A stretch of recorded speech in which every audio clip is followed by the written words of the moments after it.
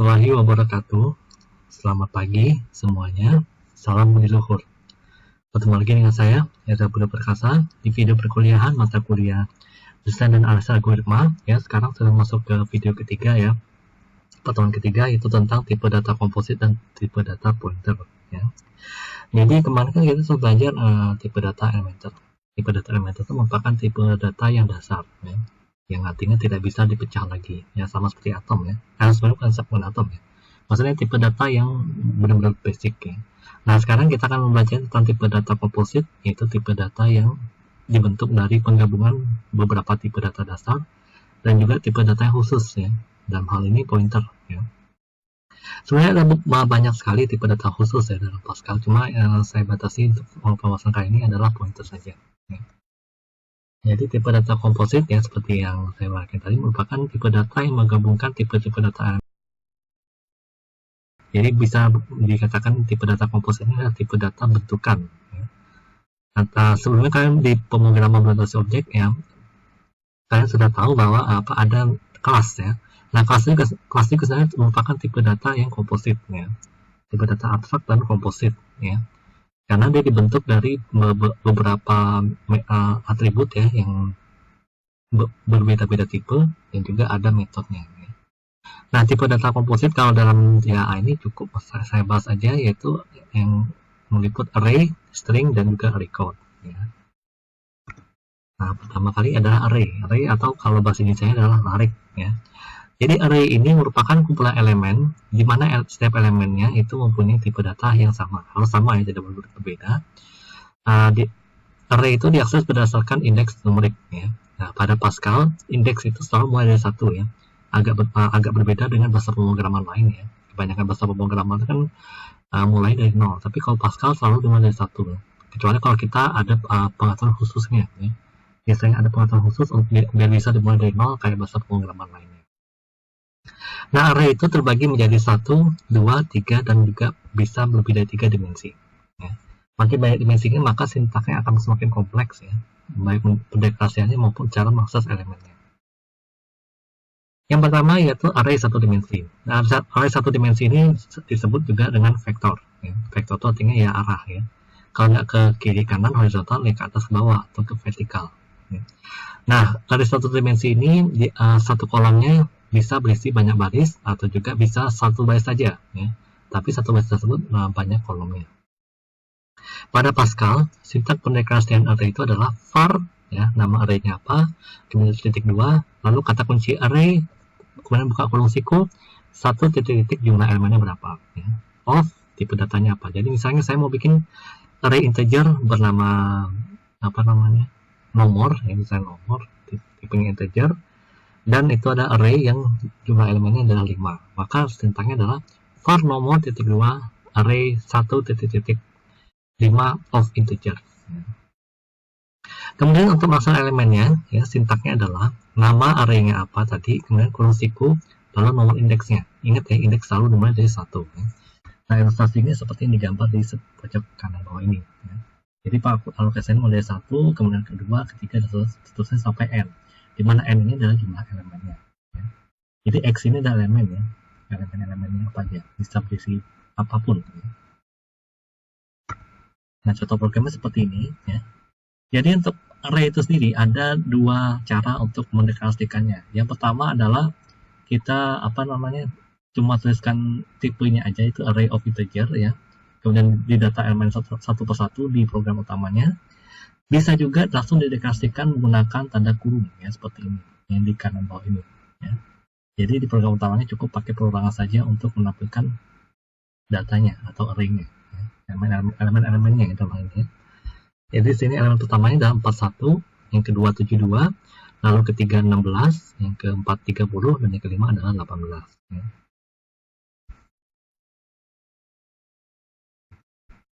Kemudian array 2 dimensi ini disebut juga sebagai matriks ya.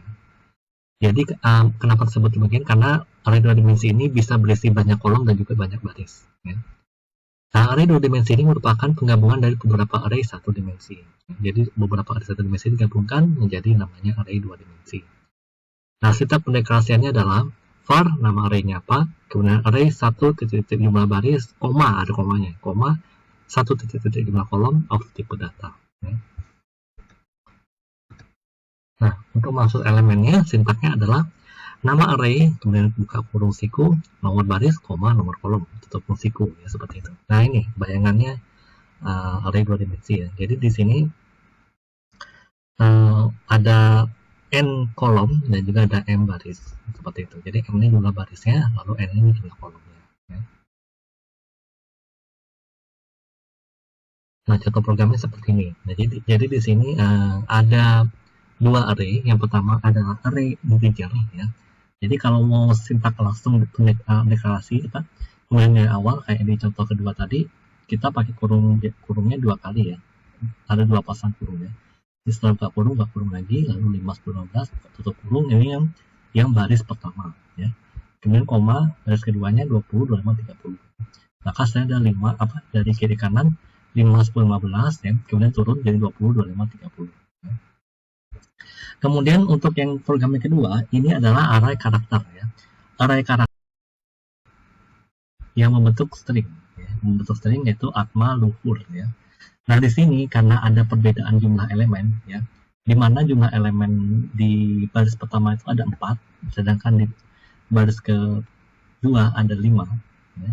Maka karena ketentuannya pembuatan array itu jumlah elemen di setiap baris itu harus sama, tidak boleh berbeda-beda ya. Jadi kita harus menambahkan karakter null. Karakter null itu pagar nolnya. Hashtag nol ini namanya adalah karakter null. Karakter null tidak akan dicetak di layar. Ya. Dianggap tidak ada, tapi dia terekam di memori komputer. Ya. Jadi di sini dibacanya adalah atma luhur. Seperti itu.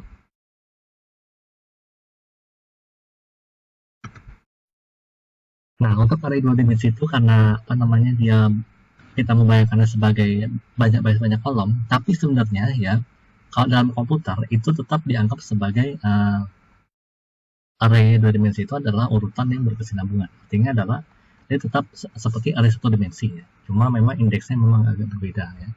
Nah, dalam hal ini karena dianggap sebagai array 1 dimensi, maka cara mentransformasikannya itu ada 2 cara atau cara mengalokasikan dalam memorinya ya. Yaitu kolom major order dan row major order. Kalau kolom major order artinya adalah kolom, sedangkan row major order itu pengalokasian baris per baris. Ya. Nanti kita ilustrasinya. Nah, kalau MO atau kolom major order dia mulai dari ini, kalau ini di kebanyakan bahasa pemrograman ya. Jadi indeks 0 dulu, indeks 0, kemudian turun ke bawah ya, indeks 1 0, kemudian 2 0, 3 0 dan seterusnya sampai M0 ya, seperti itu. Kemudian setelah kolom baris ke M, maka dia naik ke kolom ke 1 ya, kolom ke 1, baris ke 0, kemudian baris ke 1, baris pertama kolom pertama, baris kedua kolom pertama dan seterusnya sampai baris ke M kolom ke 1 ya. Demikian seterusnya, jadi dia zigzag, tapi zigzagnya dari atas ke bawah ya. Kemudian untuk RMO atau row major order ya, dia pengalokasiannya adalah zigzag dari kiri ke kanan. Jadi mulai dari baris 0 ke kolom 0, kemudian baris 0 kolom pertama, baris 0 kolom kedua, dan seterusnya sampai baris 0 kolom N. Setelah sampai kolom N, maka dia turun ke bawah ke baris pertama kolom 0 ya. Kemudian ke kanan lagi terus sampai baris ke M ya. Jadi dia zigzagnya dari kiri ke kanan ya. Kalau CMO tadi zigzagnya dari atas ke bawah. Kalau RMO dari kiri ke kanan zigzagnya. Next ada array 3 dan juga multidimensi. Nah, array 3 dan multidimensi ini merupakan penggabungan beberapa array yang dimensinya lebih rendah. Ya. Jadi untuk 3 dimensi itu sendiri bisa penggabungan antara 2 dimensi dan 2 dimensi. Ya. Jadi tidak berlaku 2 tambah 2 ya. Jadi 2 dan 2 itu adalah 3. Ya. Kemudian kalau ada 3 dan 3 maka jadinya 4 bukan 6. Ya. Gitu. Jadi dan pengaksesan elemen itu mirip dengan array yang dimensinya lebih rendah, cuma perlu menambahkan pasangan kurung dan juga tanda koma ya, sebenarnya yang perlukan ya. Jadi merupakan pengembangan dari array 2 dimensi dan juga 1 dimensi. Nah, ilustrasi seperti apa ya? Mungkin untuk array 3 dimensi ini agak ribet ya ilustrasinya. Makin banyak dimensi maka ilustrasinya akan semakin tidak terbayangkan. Mungkin kalau di otak kalian pasti terbayang nih balok ya, seperti balok. Memang seperti balok, cuma untuk menggambarkan dalam slide ini bagaimana? Ya. Nah, ini contoh programnya seperti ini. Ya. Contoh programnya seperti ini. Ya, jadi ini arraynya 3 kali disebut ya. Ini yang 1, 2 ini jumlah grup ya. Ini namanya grup, kemudian ini baris, kemudian kolom. Jadi dimensi ketiga itu adalah grup. Kalau di dua dimensi kan ada baris, ada kolom. Nah, di dimensi ketiga itu namanya grup. Ya, jadi ada grup 1 dan grup 2 ya. Lalu 2 grup, 3 baris, 2 kolom ya. Nah, cara pengasusan hati-hati ya, kalian 3 dimensi, makanya makin ribet ya. Nah, terus saya tanyakan nih, pengalokasiannya gimana nih kalau kayak gini? Kita lihat di slide selanjutnya, karena pengalokasian di array 3 dimensi atau lebih itu agak berbeda caranya dengan array 2 dimensi. Walaupun caranya tetap 2, yaitu CMO dan juga RMO. Ya. Cuma CMO dan RMO di array 3 dimensi atau lebih ini bagaimana? Nah, saya tidak menggambarkan. Nanti akan saya gambarkan di kalau ada yang mau tanyakan silahkan ya. Nah, jadi tipe data elementer, tipe data komposit selanjutnya adalah string. Ya. Jadi selama ini mungkin kalian menganggap bahwa string itu sebenarnya tipe data yang elementer, tapi enggak sebenarnya. String itu merupakan tipe data komposit. Cuma tipe data komposit yang paling mudah untuk dibayangkan adalah string. Karena ini dipakai di kehidupan kita sehari-hari. Kita berkata menggunakan string. Kalau nggak ada string, maka kita tidak bisa berkata-kata. Jadi string itu merupakan data dari sejumlah karakter yang nilainya bisa kosong, artinya adalah cuma tanda petik aja tapi nggak ada isi apa-apa, juga boleh dianggap sebagai string. Jadi panjangnya sembarang ya, mau 0, mau 1, yang penting nggak ada minus saja. Nah, string itu bisa dibuat dengan langsung mengisi nilainya atau juga bisa menggunakan array karakter ya. Jadi string itu bahasa pemrograman apapun selalu menganggapnya sebagai array karakter. Ya. Nah, contoh programnya seperti ini. Untuk program yang pertama adalah menampilkan nama Pak Lukas ya, dengan cara mendeklarasikan langsung tanpa melalui array. Ya, jadi ini langsung dieja aja. Langsung ditulis aja. Sedangkan contoh program yang kedua adalah bagaimana cara kita membuat nama Pak Lukas tapi dengan mengeja ya. Jadi kayak kita mau belajar ABC bisa juga dengan cara mengeja seperti ini dengan menggunakan namanya array char ya. Nah di sini kebetulan nama Pak Lukas itu ada 11 karakter dan jangan lupa spasi dihitung ya. LUKAS spasi TOMMY ya. Jadi walaupun nama Pak Lukas kalau kita sekilas ada 10 karakter ya, tapi ada spasi di antara Lukas dan juga Tommy ya. Jadi ini ada spasi ya yang di antara S dan T ini.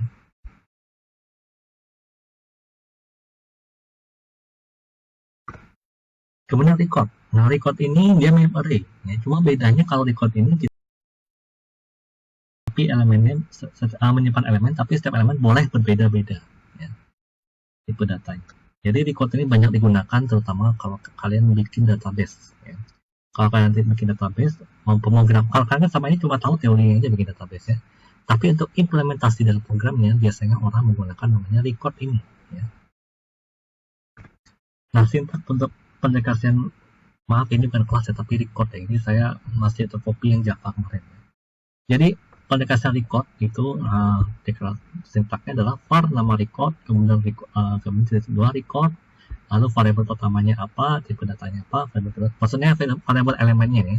Variabel elemen pertamanya apa, tipe datanya apa, kemudian variabel elemen keduanya apa, tipe datanya apa, dan seterusnya, dan dipisahkan dengan tanda titik koma ya setiap elemen ini ya. Lalu kemudian n-nya diakhiri dengan tanda titik koma ya, wajib ada titik koma, bukan titik tapi titik koma ya.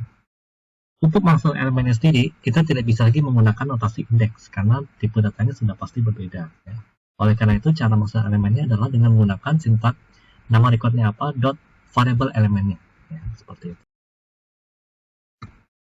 Nah contoh programnya seperti ini ya, jadi di sini ada record namanya mahasiswa. Nah ini di nama dan IPK-nya namanya ini adalah field ya. Jadi dari record ada field ya, seperti kalian belajar di basis data kalian ya, basis data dan juga sistem manajemen basis data ya. Kalau record itu dalamnya pasti ada field. Nah di sini ada dua field, itu nama dan IPK. Jadi elemen-elemennya itu namanya adalah field ya. Dimana nama itu tipenya string dan IPK itu tipenya real ya. Nah cara menemukan elemennya seperti ini ya. Jadi namanya titik 2, kemudian di sini mahasiswa dot nama ya. Kemudian IPK. Nah, di sini ada mahasiswa dot IPK. Cuma di sini tidak bisa ditampilkan langsung. Kalau kalian mencoba untuk menampilkan langsung IPK-nya, pasti ada notasi ilmiah ya, 3,6700 sekian, seperti itu. Makanya untuk menggunakan E-nya itu dan juga 0 yang tidak diperlukan, kita titik 20 titik 22. Jadi 0 itu adalah penempatan mulai penempatan bilangannya. Kemudian 2 itu ya adalah jumlah angka di dalam koma. Jadi 0 itu menandakan peletakannya. Makin besar angkanya berarti angkanya semakin jauh ya, semakin rata kanan maksudnya. Sedangkan kalau 0 artinya itu rata kiri dan mengikuti teks sebelumnya. Ya. Kalau teks sebelumnya nggak ada, maka dia akan ditampilkan di kiri layar ya, paling kiri di layarnya sebelum marginnya. Gitu. Kemudian ini juga berpikir bagaimana caranya, misalnya saya ada 2 record nih ya, tapi fieldnya sama ya, caranya bagaimana ya. Misalnya contoh kayak gini, ada 2 mahasiswa nih mau ditampilkan datanya. Kalau ini kan hanya menampilkan 1 mahasiswa saja ya. Tapi misalnya kalian mau menampilkan 2 mahasiswa atau lebih misalnya ya. Ini cuma contohnya 2 mahasiswa aja. Caranya adalah dengan menggunakan array di setiap fieldnya ya. Jadi nama itu array of string, kemudian IPK itu array of field ya. Nah kalau mau dideklarasikan langsung ya tanpa melalui kayak gini ya, bisa juga ya. Caranya adalah seperti ini, sama dengan buka kurung lalu nama fieldnya apa, nama fieldnya nama ya, kemudian isinya juga dipisahkan dengan kurung karena ini array ya. Kemudian titik koma, IPK-nya berapa ya, tetap terus IPK-nya ya. Ini nama field, kemudian titik 2, kemudian buka kurung baru data-datanya ya, seperti itu. Dan untuk menampilkannya cukup pakai perulangan saja ya. Boleh pakai perulangan, boleh juga manual, tapi kalau datanya udah banyak ya ini pakai perulangan aja ya. Kemudian kita bahas lagi adalah tipe data khusus. Dalam hal ini yang saya bahas hanya pointer ya. Mungkin agak asing ya, karena pointer itu apa sih? Jadi kebanyakan di algoritma struktur data kan cuma belajar tipe data yang biasa ya. Maksudnya biasa ini bisa elementer, bisa komposit ya, yang cukup terkenal maksudnya, yang ya asing mungkin kalian. Tapi kalau pointer mungkin baru kali kalian dengar ya.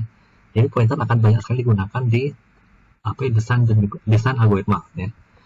Jadi pointer itu merupakan tipe data yang digunakan untuk menunjuk data ya. Jadi kalau ada bisa gini, saya menunjuk kayak nih, ini kalian. Nah berarti saya ini tipe datanya adalah pointer. Menunjuk apa, misalnya integer, menunjuk karakter, menunjuk string ya, seperti itu. Atau bisa juga menunjuk boolean. Bahkan pointer juga bisa menunjuk pointer lainnya, itu namanya pointer ganda ya.